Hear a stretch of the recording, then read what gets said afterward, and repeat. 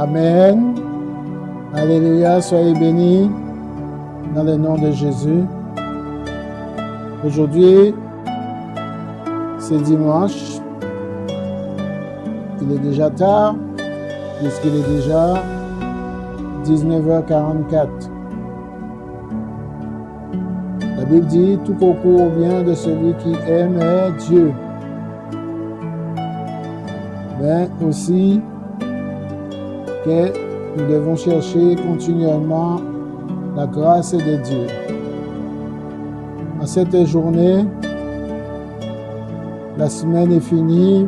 Pour certaines, ils vont retourner travailler. Pour d'autres, ils vont être tranquilles à la maison. Chacun va retourner dans ses petites occupations. Et peut-être même que pendant toute la semaine, ils ne vont pas penser à Dieu. Et Dieu, c'est notre appui, notre soutien. C'est tout ce que nous avons besoin dans ce monde. C'est Jésus qui était venu pour notre salut et qui est toujours présent à travers le Saint-Esprit et lui-même aussi.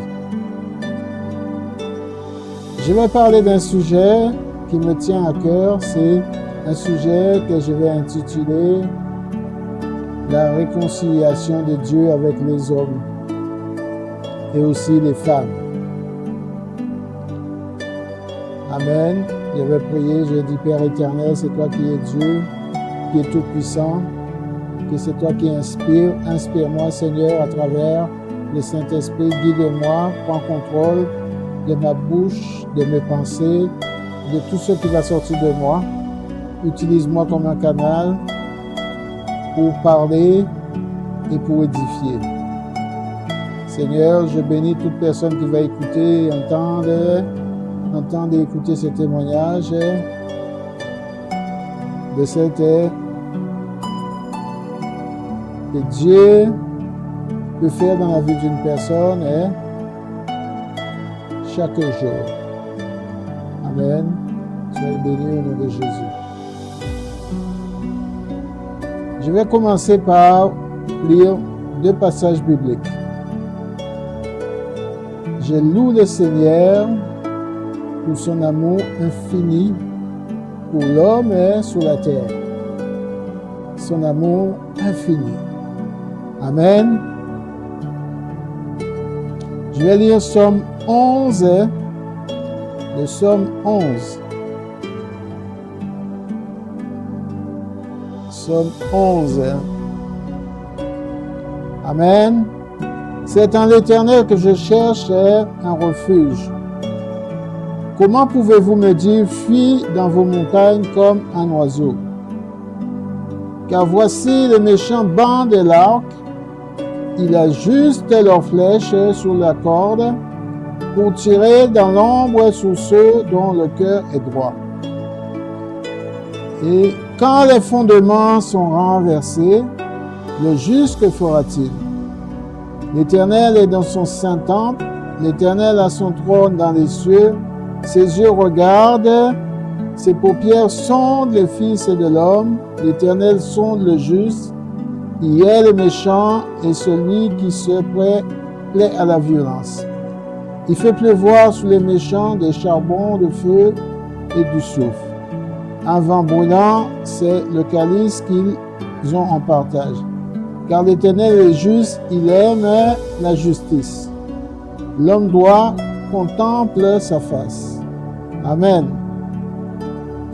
Au verset 3, il nous dit, quand les fondements sont renversés, le juste, que fera-t-il? Je prends appui sur ce que je vais enseigner, sur ce verset qui est le verset 3 du Psaume 11. Quand les fondements sont renversés, le juste, que fera-t-il? Amen. Maintenant, je vais lire un passage qui sera un peu plus long. Parce que l'homme doit comprendre beaucoup de choses. Pourquoi que Dieu, pourquoi Jésus, il est venu sur la terre? Amen. Qui nous sommes? Ou que sommes-nous? Ou qui sommes-nous? Je vais lire Colossiens 1 à partir du verset 15. Jusqu'où ça va me conduire. Le Fils est l'image du Dieu invisible. Le premier-né de toute la création, car en lui ont été créées toutes les choses qui sont dans les cieux et sur la terre, les visibles et les invisibles, trône, dignité, domination, autorité, tout a été créé par lui et pour lui. Il est avant toute chose et toute chose subsiste en lui. Il est la tête du corps de l'Église, il est le commencement, le premier-né d'entre les morts, afin d'être en tout le premier. Car Dieu a voulu faire habiter toute la plénitude en lui.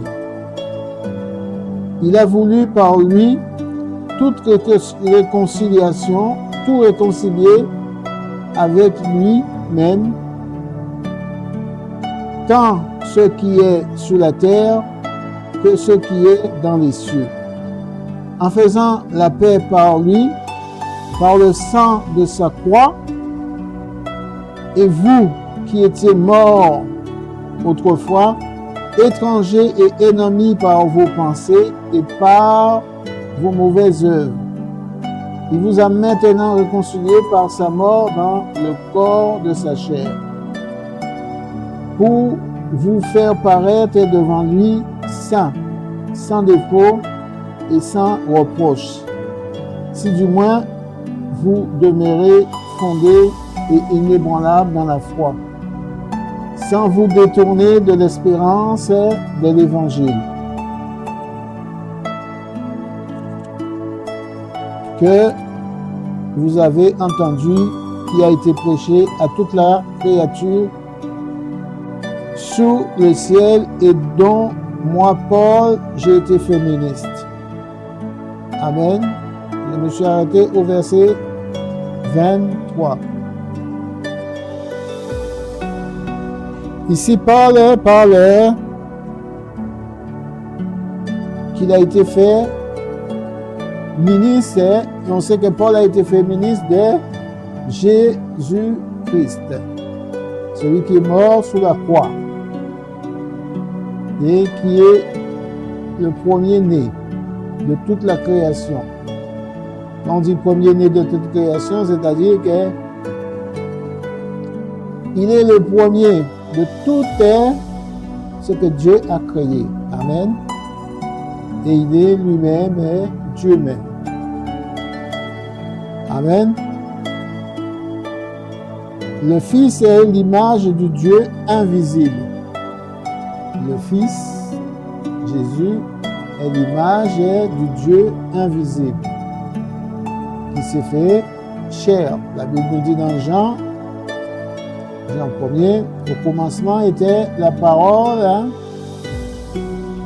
et la parole, elle s'est faite chair, et elle est venue parmi nous. C'est ça qui s'est produit, c'est ça qui s'est passé. Amen. Le premier-né de toute la création. Quand on parle de premier de toute la création, on parle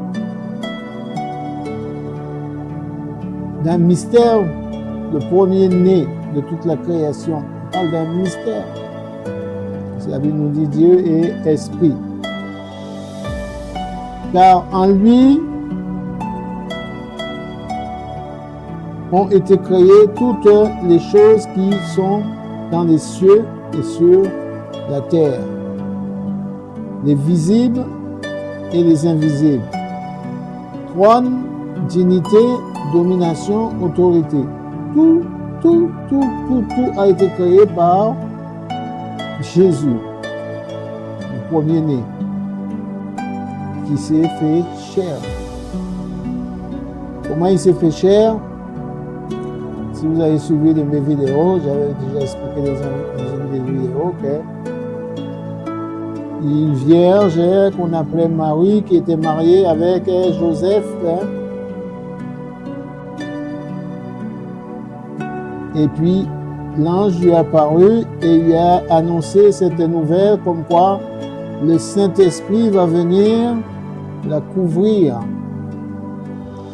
et elle enfantera un fils. On lui donnera le nom de Jésus, c'est-à-dire c'est un enfant qui est né, non pas comme les autres enfants, mais il est né du Saint-Esprit qui est descendu de Dieu. Sa paternité, c'est pas Joseph, c'est sa mère Marie, d'où encore un mystère qui fait que Jésus, il est avant Marie, il est né, il est au commencement, il est le premier.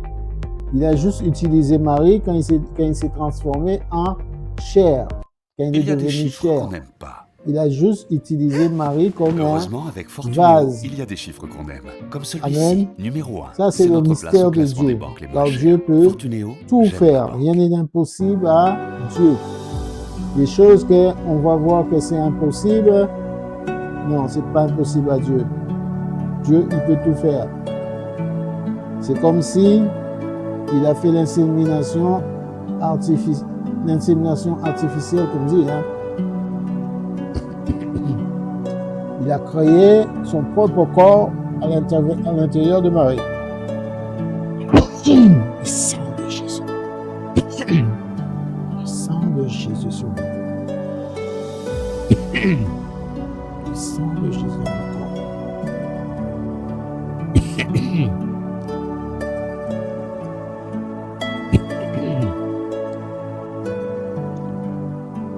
Et au verset 16, tout a été créé par lui et pour lui. Dieu a créé toutes choses, Jésus a créé toutes choses par lui et pour lui. Tout ce qui est sous la terre, c'est pour lui. C'est par lui, c'est pour lui. C'est pas pour, même pas pour nous-mêmes. C'est pour lui. C'est pour sa propre gloire.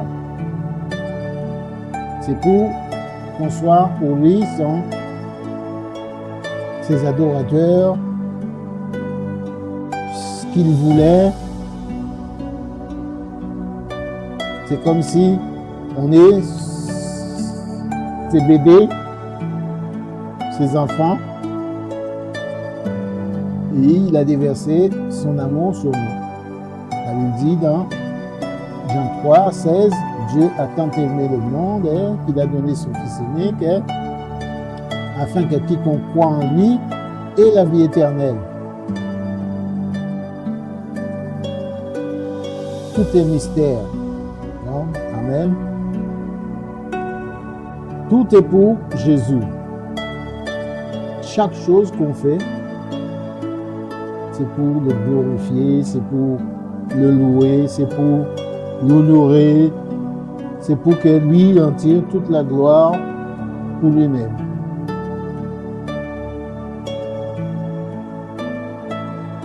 Il est avant toute chose et toute chose subsiste en lui. Il est avant toute chose et toute chose existe par lui. Il peut décider combien d'années tu vas vivre sur la terre. Il peut décider toutes choses comme il veut. Si tu es malade, il peut décider de te guérir aujourd'hui, comme il peut décider que tu vas vivre pendant 20 ans avec ta maladie avant qu'il intervienne. Mais dans tout ce qu'il a fait, il a été juste. Il n'a pas créé comme un objet, il ne nous a pas créé comme un objet. Il nous a donné des instructions, c'est d'obéir à sa parole et à ses ordonnances pour que nous puissions avoir une meilleure existence avec lui, pour le glorifier, pour lui donner gloire. C'est pour ça que dans son propre amour le plus profond, il a fallu qu'il vienne se livrer lui-même en sacrifice sur une croix pour nous racheter, nous réconcilier avec lui à travers la croix. Parce que le fait qu'Adam et Ève, dans le jardin d'Éden, avaient péché, la mort était venue. On était privé de la gloire de Dieu. On était privé d'être auprès de Dieu. Parce qu'on était mort par nos offenses, par nos péchés. Pourtant, c'est Adam et Ève qui a péché, mais comme on a hérité d'Adam et Ève, eh bien, nous tous, nous avons péché, parce que le péché même, il est rentré dans notre propre sang, parce que c'est l'héritage. Un enfant, il hérite de ses parents. On a hérité la mort. Et chaque fois qu'une personne mourait, il ne pouvait pas aller au ciel parce qu'il était dans le péché. Jusqu'à temps qu'il meure sous la croix. Avant la croix, les âmes, ils étaient emprisonnés. La Bible dit que quand Jésus est mort, il est descendu dans les profondeurs pour libérer les captifs. Les gens qui étaient justes, qui étaient morts, qui étaient faits prisonniers. Amen.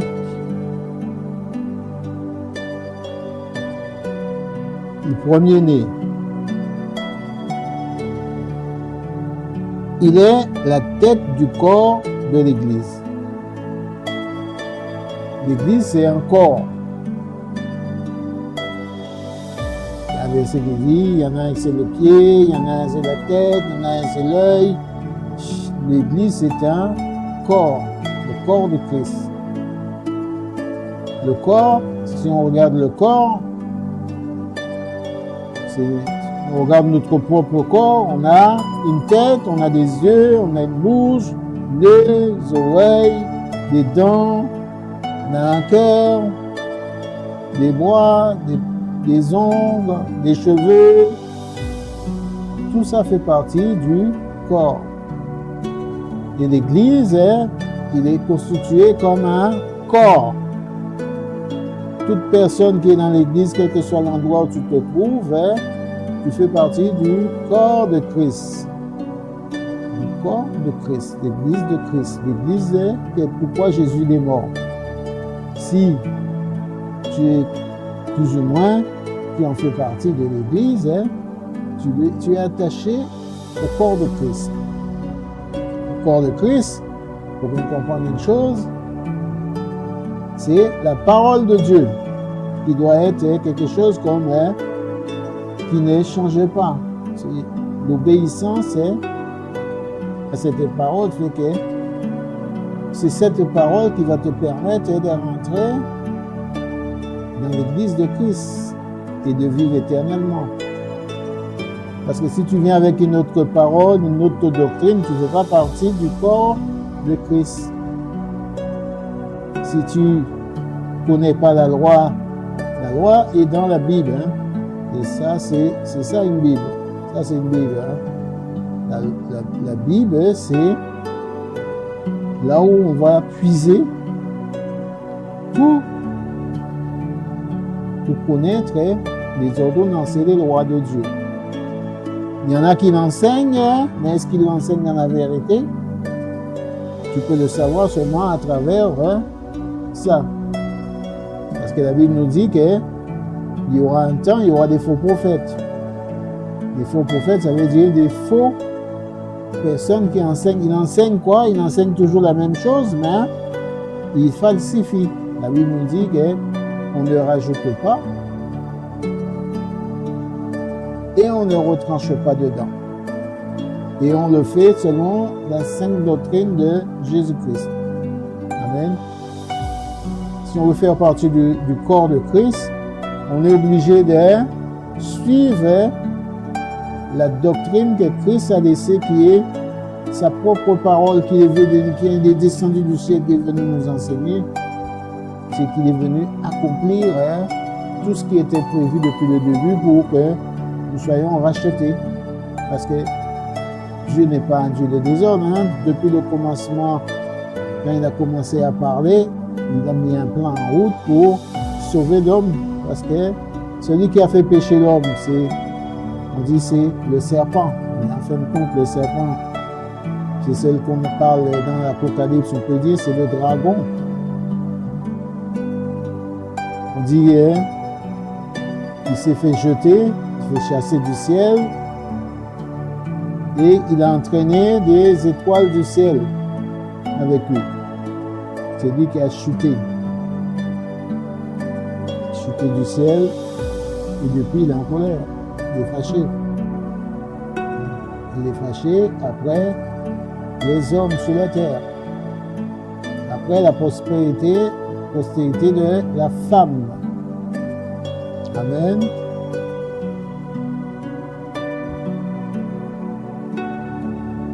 Il est le commencement. Le commencement, c'est le début de la création, le commencement. On parle de commencement, ici c'est la Bible, c'est pas un livre d'histoire, non. C'est la parole de Dieu. On dit c'est un testament, mais un testament c'est quelque chose qui a été laissé. Quand on parle de testament, c'est quelque chose qui a été laissé en héritage à l'homme. Pour que l'homme puisse savoir de quoi il hérite. C'est ça un testament. Testament, quelqu'un va décéder, il va faire un testament et il va faire un héritage pour des gens qui de sa postérité, des gens qui sont de sa famille. Et ça, c'est pour les chrétiens, les gens qui sont de la famille de Christ. Ça, c'est leur héritage, leur testament. Il y a une partie, il dit c'est l'Ancien Testament. Et quand Jésus vient, on dit c'est le Nouveau Testament parce que c'est Dieu même qui vient. Amen. Il est le commencement, le premier-né d'entre les morts. Quand Jésus est venu sur la terre, les gens mouraient. Ils mouraient déjà. C'est pas quelque chose de nouveau. Adam et Ève, tous ceux, même Abraham, tous ceux-là, ils étaient déjà morts quand Jésus est venu.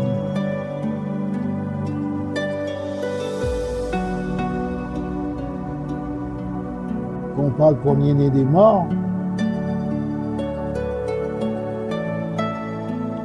on parlait des esprits, l'esprit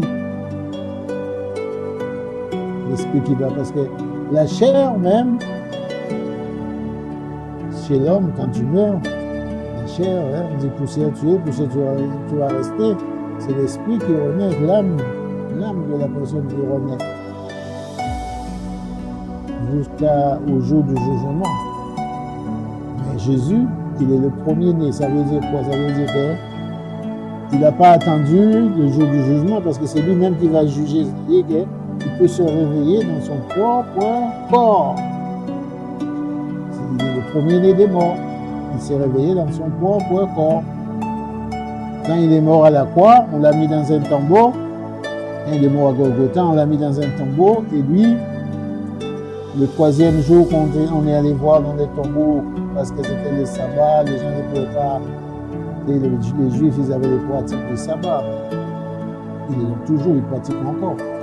Mais ils étaient tellement stricts qu'ils ne travaillaient pas. Même jusqu'à maintenant, si on va à Jérusalem, même s'ils font la guerre, les gens respectent le sabbat.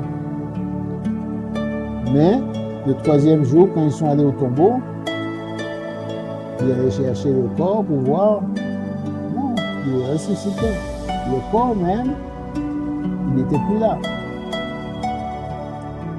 Parce que Jésus est ressuscité dans son corps.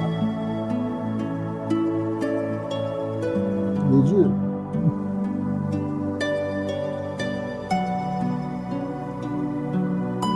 Car en lui, ont été créées toutes les choses qui sont dans les cieux et sur la terre.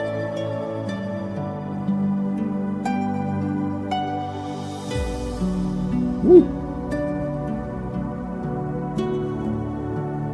Il dit, il a été créé toutes les choses qui sont sur la terre. On peut faire, c'est lui qui a créé toutes choses. Mais honnête, hein, tranquille. On l'appelle éternel, c'est-à-dire que lui, il peut vivre éternellement. Et se balader sur la surface de la terre comme il veut, parce que c'est chez lui, c'est lui qui a créé.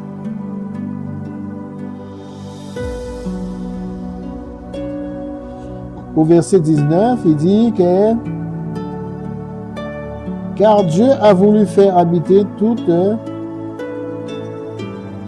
plénitude en lui. » Toute plénitude, toute chose en lui. Dit le corps de Christ. Il a voulu par lui tout réconcilier avec lui-même. Il a voulu tout réconcilier avec lui-même. C'est-à-dire que lui-même, il se réconcilie avec lui-même. C'est ça, l'essence de la lecture. Se réconcilier avec lui-même. Parce que tout ce qu'il avait fait, c'était pour lui, pas pour quelqu'un d'autre. Remettre les choses à un niveau comme au Jardin d'Éden, mais après la mort. On va mourir. Ceux qui sont en Christ, ils vont ressusciter. Ils ne vont pas mourir, aller dans l'enfer parce qu'ils ont des péchés, des choses comme ça. Hein. Ceux qui marchent en Christ, dans la vérité, dans la sainteté, ils ne mourront pas. Ils vont aller avec Christ. Et autant voulu, Dieu, comme c'est marqué dans la Bible, hein, il va reprendre son royaume qui est ce royaume terrestre là qui est pris, qui est détenu par le monde de Satan. Hein. Le monde de Satan détient le royaume. On dit le prince de ce monde. On va lui ôter le royaume. À un moment donné, Jésus va venir, il va lui enlever le royaume. Quand il va lui enlever le royaume, ce sera lui qui va régner pour un temps. Il va régner pour un temps. Et après ce temps-là, comme il aura lié Satan pour un temps, il va encore le relâcher parce qu'il fait ce qu'il veut. S'il décide qu'il va tenter quelqu'un, on dit que la Bible dit que Dieu ne tente personne, mais il teste. Hein. Il ne te tente pas, mais il teste. On a l'exemple avec Job. Hein. Il avait confiance en Job, il a laissé Satan tester Job. Moïse, quand Moïse montait à la montagne, hein, quand Dieu a dit « Tu vas aller libérer mon peuple », quand il faisait le peuple sortir du désert, il a testé Moïse. Il a testé. Hein. La Bible dit que Moïse, il a vu quoi? Il a vu un buisson, un feu qui ne se consumait pas. Qu'est-ce que Dieu a fait avant de l'appeler? Il a regardé, hein? Il aurait pu l'appeler tout de suite. Hein? Il a vu que Moïse se détournait pour aller vers le buisson. Il aurait pu l'appeler Moïse. C'est quand Moïse s'est détourné qu'il est arrivé au buisson qu'il a dit « Attention Moïse !» Ceci, c'est une terre sainte. Hein? Là où tu es là comme ça, là, enlève tes chaussures. Et c'est comme ça qu'ils ont commencé leurs histoires, tous les deux, Moïse et Dieu. Parce que la Bible nous dit que Dieu parlait à Moïse face à face. Face à face. Les enfants d'Israël, quand ils étaient dans le désert, ils en avaient peur, mais Moïse, il n'en avait pas peur.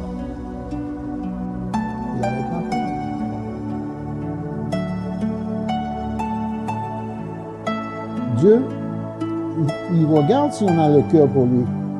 Les enfants d'Israël, quand ils étaient en désert, Dieu les a testés en désert. Il a fait un test pour voir comment était leur cœur. Est-ce que leur cœur allait être sur lui ou est-ce que le cœur des enfants d'Israël allait être sur tout ce qu'ils avaient vécu en Égypte?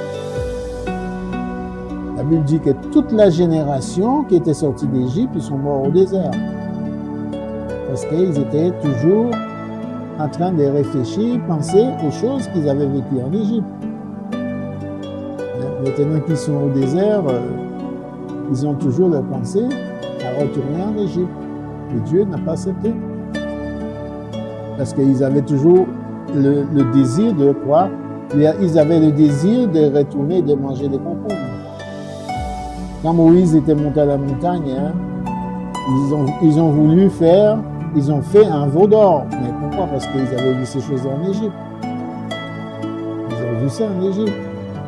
Ils ont même osé dire que voilà le peuple, voilà ton Dieu qui t'a fait sortir d'Égypte. Hein. Et Dieu même, il a fait aussi un carnage dans cette affaire-là parce qu'il voulait voir qui était pour lui, qui n'était pas pour lui. Il a demandé qu'une partie se mette d'un côté, une partie ce qui est pour son côté, ce qui n'était pas pour d'un côté, et ce qui n'était pas pour, eh bien, tu n'as rien à faire avec moi. Hein. Et ils ont fini comme ça. Hein. Dieu, il peut t'appeler plusieurs fois, mais tu ne veux pas venir. Il y a un moment, il va te laisser à ton propre sort. Parce que lui, il ne veut pas que tu périsses, mais si toi tu insistes à toujours continuer dans les mauvaises voies, lui, il peut te ramener, mais c'est ta volonté, il te laisse faire. Il est le Tout-Puissant, le Créateur, celui qui est depuis le commencement. Il n'est pas celui qu'on pense juste parce qu'on entend son nom. Hein. Même si tu vois sur une croix quand tu passes, sache que c'est le Créateur, le Dieu Tout-Puissant. Il a autorité sur toutes choses.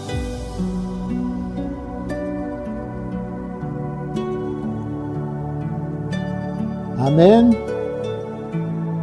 Avec le temps, ce qui est sur la terre, que ce qui est dans les cieux. Parce que il y a aussi un mystère, hein. Parce que la Bible dit que Jésus, il est monté, quand il est monté au-dessus de tous les cieux. Tous les cieux. Il est monté au-dessus de tous les cieux. Tout en haut, au-dessus de tout. En faisant la paix par lui, par le sang de sa croix. Par le sang de sa croix. Par le sang de sa croix, Jésus a fait la paix avec l'humanité, réconcilié, pour que l'homme puisse avoir droit de rentrer au ciel. La Bible dit qu'il y avait un temple à Jérusalem. Il y avait deux parties dans cette temple. Et il y avait un voile qui séparait les parties. Et quand Jésus est mort, ce voile a été déchiré. C'est aussi un mystère qui permet que, comme avant, on ne pouvait pas aller, c'était le peuple d'Israël qui connaissait Dieu, que Dieu avait choisi. Nous, les personnes lambda, là, on n'avait pas droit au salut. Hein.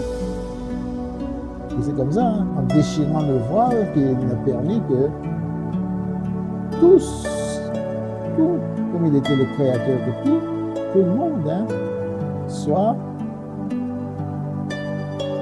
réconcilié avec lui. Que ce soit les païens, que ce soit les Israélites, tout le monde réconcilié avec Dieu. D'où on entend aussi que Dieu ne fait exception de personne. C'est pour ça qu'il te demande aussi de ne pas faire l'exception de quelqu'un.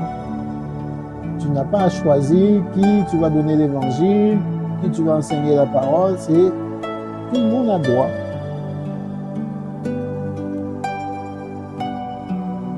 Amen. tant ce qui est sur la terre que ce qui est dans les cieux, en faisant la paix par lui, par le sang de sa croix. Et il va nous expliquer que vous qui étiez autrefois étrangers, vous n'avez pas droit.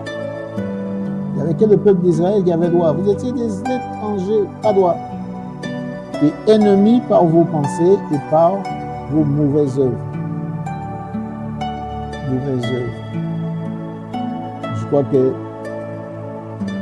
au commencement, quand les enfants d'Israël sont sortis d'Égypte, il y avait les peuples qui étaient là, sur la terre que Dieu avait fait la promesse de les donner. Il y avait des peuples, mais ces peuples-là, ils avaient des pratiques. Et Dieu a dit quoi? C'est à cause des pratiques de ces peuples-là qu'il va les chasser, il va donner le pays. Il va les exterminer pour donner le pays au peuple d'Israël. Parce que ces peuples-là, ils faisaient quoi? Ils faisaient tout ce qui était interdit, que Dieu ne voulait pas. Il lui dit que ces peuples-là, ils avaient souillé le pays. Ils ont souillé le pays, tellement qu'ils faisaient des mauvaises choses. Bien sûr, ils ne faisaient pas ça tout seuls. Il y avait quelqu'un qui les poussait à faire les choses. Le mot a sorti de ma bouche, mais quelqu'un qui pousse les gens à faire des mauvaises choses. Étrangers et ennemis par vos pensées et par vos mauvaises œuvres, c'est-à-dire ils le faisaient, vos mauvaises œuvres, la sorcellerie, les cultes à Baal, passer les enfants par le feu, toutes sortes de prostitution, donner des enfants aux dieux comme Moloch, faire des sacrifices humains, ils faisaient aussi des sacrifices humains. Mais c'est pas un film, mais ils faisaient ça.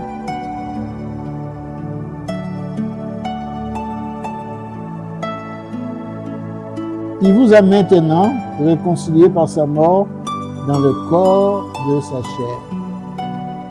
Il vous a réconcilié, maintenant réconcilié par sa mort dans le corps de sa chair. Dieu nous a réconciliés. Toute la création est réconciliée. Mais seulement si tu crois, seulement si tu acceptes de vivre selon la doctrine de Christ. Si tu n'acceptes pas, parce que tu refuses de croire que Jésus-Christ, il est Fils de Dieu, il est Dieu lui-même, il est venu sur la terre pour nous racheter, ça il ne peut pas. Même si on met un couteau sous ta gauche, tu refuses, c'est pas comme ça que ça marche. Ça marche par ce qu'on appelle la foi, de croire.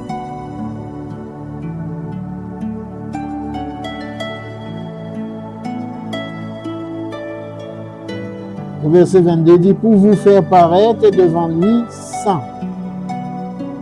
Pourquoi? Parce que qu'est-ce que ça veut dire faire paraître? Faire paraître, ça veut dire le jour du jugement. Si tu parais devant lui le jour du jugement, tu seras saint, tu seras sanctifié. Parce que tu as continué à faire toujours, tu as connu Jésus, mais tu ne t'es pas sanctifié. Tu as commencé, tu as continué dans les péchés, l'impudicité, les vols, les mensonges, féticheurs, marabouts, tireuses de cartes, liseurs de mon aventure, consulter les esprits des morts, se tenir devant les idoles, devant les statues. Tu n'es pas saint. Parce que tu n'as pas donné gloire à Dieu. En abandonnant toutes ces choses-là. Sans défaut. Ce qu'on dit sans défaut. Et sans reproche. Sans défaut et sans reproche. Si tu es une femme et tu commences à faire des avortements, des mensonges, d'impudicité, si tu es un homme tu participes à toutes ces choses-là, tu le fais. Et le jour du jugement, on va te dire quoi? On va te dire, voilà, tu as fait ça et tu seras coupable parce que ces choses-là sont interdites. Tu ne pourras pas dire que tu ne savais pas. Il est impossible pour un homme d'échapper au jugement de Dieu. C'est impossible. Parce que tout le monde va y passer. Et que tu veux, que tu ne veux pas, tu y passeras devant Dieu pour être jugé en fonction de ce que tu as fait. La parole de Dieu, elle est là, mais elle est là aussi comme pour déjà te juger d'avance. Parce que si tu ne fais pas ce que la parole de Dieu dit, tu peux considérer comme tu es déjà jugé. Oui. Parce que ce qui peut te justifier, c'est d'être saint et sans reproche. On n'a rien à te reprocher devant Dieu. Et c'est ça que tu dois comprendre, que tu es un chrétien, tu as accepté Jésus, mais tu ne peux pas faire non plus ce que tu veux. Si ton pasteur te dit que tu as le droit de faire des choses que la Bible interdit, qu'il faut fuir, ce n'est pas un vrai pasteur, c'est un faux pasteur. Parce que il faut bien comprendre une chose, c'est que Jésus, il a laissé des instructions à ses apôtres. Il a enseigné les apôtres pour leur dire, allez et enseignez ce que je vous ai appris. Il n'a pas dit, allez enseigner dans le moitié, ce que je vous ai appris. La repentance, le royaume des cieux, toutes ces choses-là ont été enseignées aux apôtres. Le baptême, le Saint-Esprit,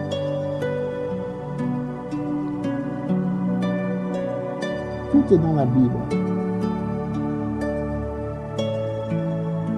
On n'a pas besoin qu'on nous enseigne, le Saint-Esprit nous enseigne. Mais il y a des personnes qui sont là aussi pour enseigner, parce que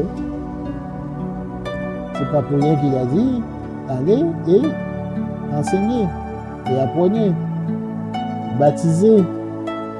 À ceux qui ont cru, on ne baptise pas les bébés. Les bébés, ça se fait pour ça. Comment un bébé peut croire à la parole de Dieu, si on peut m'expliquer?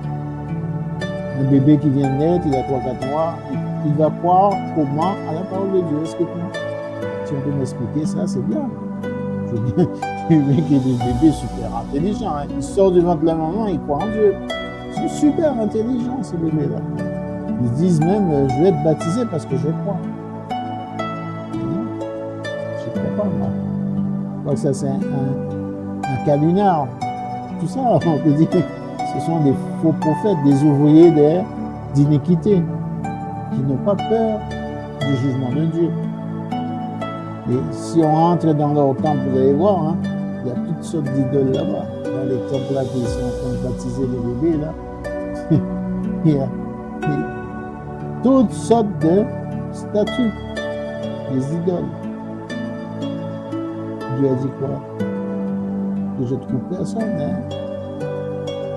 qui adore toutes ces choses-là. Là, c'est un objet en fonte, il a dit au départ. Après, il a ajouté le bois, les machins. Tout ça, ce sont ce qu'on peut appeler du faux chrétien. Parce que celui qui lit la parole, il comprend la parole. Il y a peut-être des choses un petit peu plus compliquées, mais il y a peut-être des choses qui sont simples à comprendre. Si on dit celui qui a cru, on ne dit pas un bébé peut croire.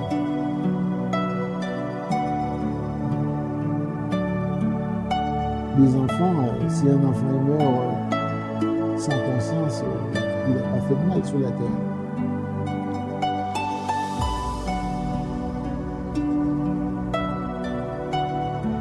Alors, et au verset 23, toujours dans Colossiens 1, il dit « Si du moins vous demeurez fondés et inébranlables dans la foi, sans vous détourner de l'espérance de l'évangile que vous avez entendu, qui a été prêché à toute créature sur le ciel et dont moi, Paul, qui était féministe. » C'est comme je vous dis, si du moins vous demeurez fondés inébranlable dans la foi, sans vous détourner de l'espérance de l'évangile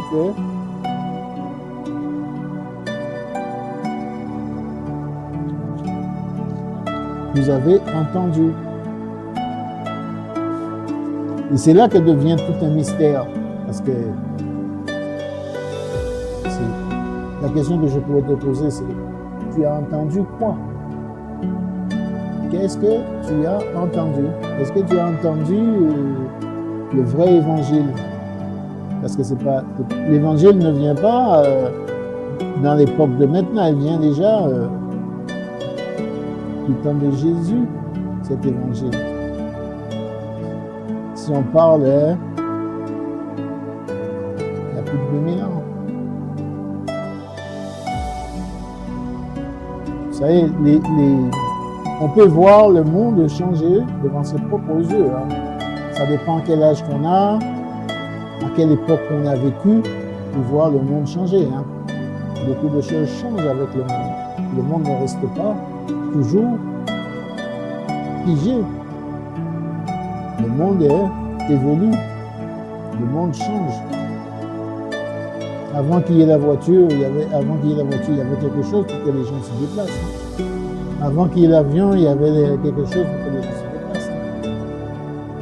L'homme a toujours cherché à améliorer, changer les choses. Avant qu'il y avait Internet, il y avait tous les bouquins, toutes sortes de bouquins.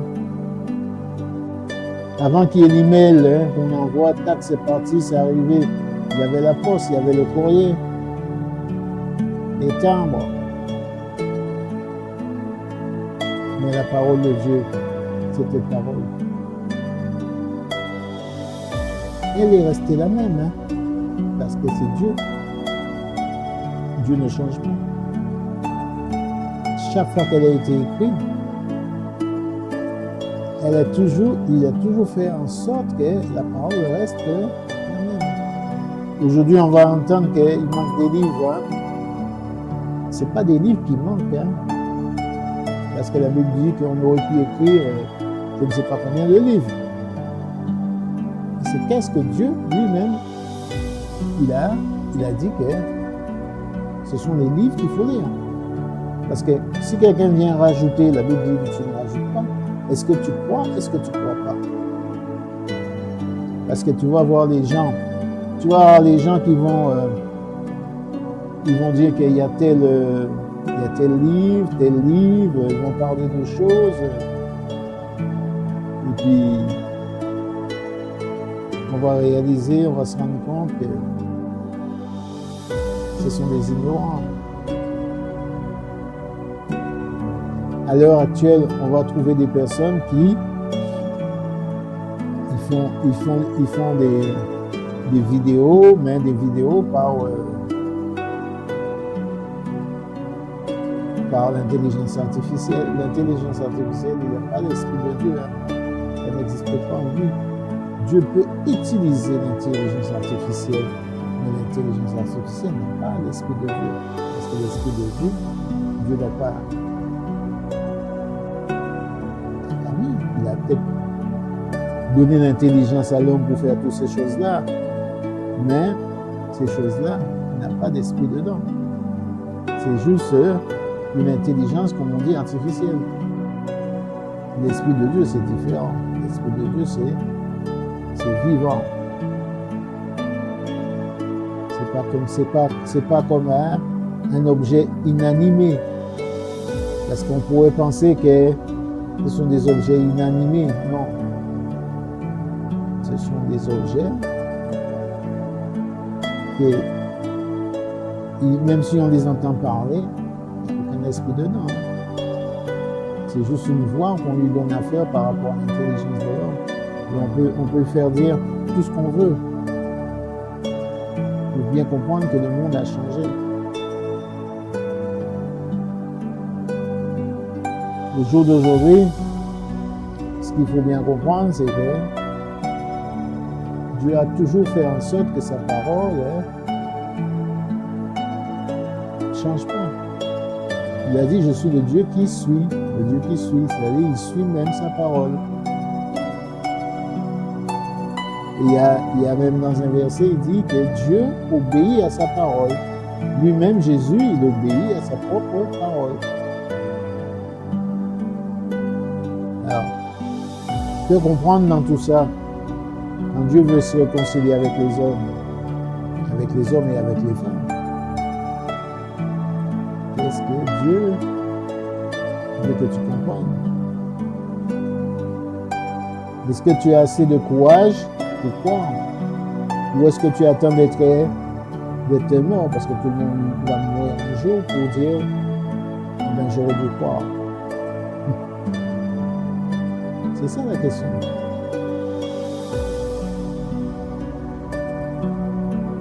Est-ce que tu crois? Parce qu'elle dit, si tu crois, tu vas être baptisé. Ça, c'est aussi un enseignement, le baptême.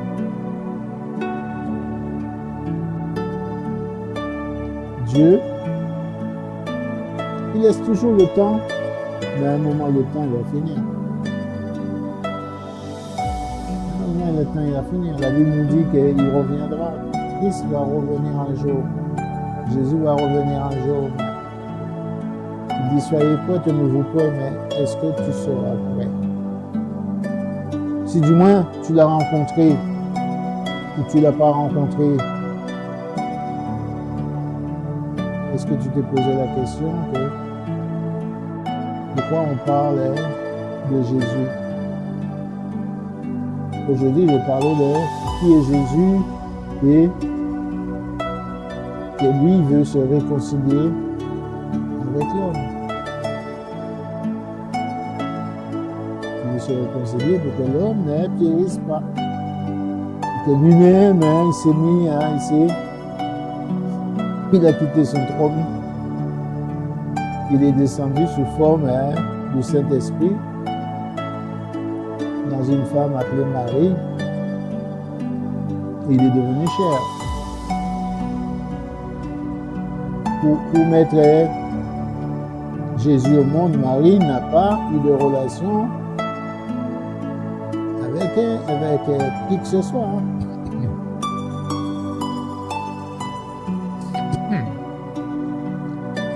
C'est le Saint-Esprit qui est venu et qui l'a couvert. Amen. Tout est mystère, mais tout n'est pas difficile à comprendre. Si tu crois, tu seras sauvé. Et si tu ne crois pas, comment veux-tu être sauvé? Puisqu'on demande de croire. Quand on est dans la force de l'âge, dans sa propre jeunesse, on est un enfant, on est un jeune adulte, on ne pense pas que la vie peut nous surprendre. Comme on dit, on peut être fauché par la vie. Et la vie peut s'arrêter. Nul ne connaît quand est-ce que ce sera sa fin. Ça peut être la fin de tous les hommes d'un coup. Comme ça peut être pour quelqu'un à 20 ans, à 30 ans, à 40 ans, à 50 ans, à 60 ans, 70 ans, 80 ans, 90 ans, 30 ans. On peut vivre, mais comme on a commencé, on finira aussi.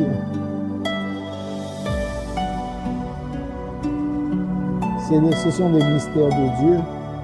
Dieu veut que les hommes soient sauvés, mais pour être sauvés, il y a une lecture qui permet que l'homme soit sauvé, c'est la Bible. Et comment tu peux reconnaître la vérité?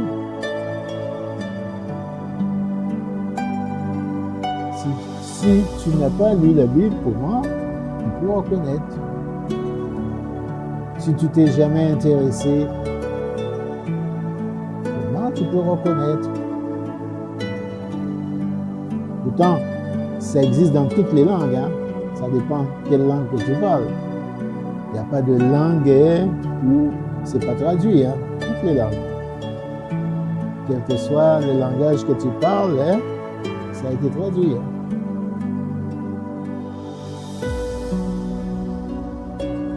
On peut s'amuser, hein, quand on est jeune. On peut s'amuser à tout âge.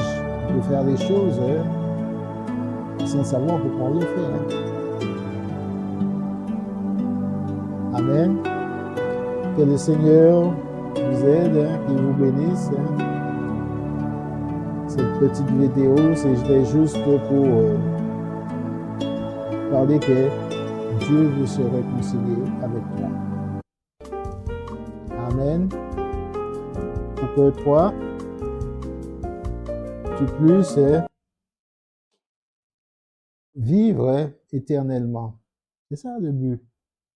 Dieu veut se réconcilier pour que tu puisses vivre avec lui éternellement. Mais il a quelques petites conditions. C'est pas difficile, hein, ces petites conditions-là. Hein, c'est abandonner l'amour du monde. Hein. Pas t'effrayer. Ça, c'est pour ça qu'on voit, il y a des chrétiens d'un côté, et il y a d'autres personnes qui s'amusent. Et on dirait que les chrétiens, ils sont un peu fous. Non, les chrétiens, ils sont dans la vérité. Je parle des vrais chrétiens, parce qu'il y a des chrétiens, il ne faut pas les juger, mais il faudrait peut-être qu'ils lisent un peu leur Bible, ça leur ferait du bien. Amen. Soyez bénis, que le Seigneur vous bénisse, qu'il vous fasse du bien, qu'il vous donne l'intelligence, qu'il vous renouvelle votre compréhension des choses qui sont en train de passer autour de vous chaque jour et que vous ne voyez pas, mais que vous verrez un jour, ça c'est sûr et certain. Qui ne doit pas être aussi une surprise pour vous, mais qui doit être plutôt pour vous quelque chose qu'on va rechercher. Amen. Soyez bénis au nom de Jésus. Amen.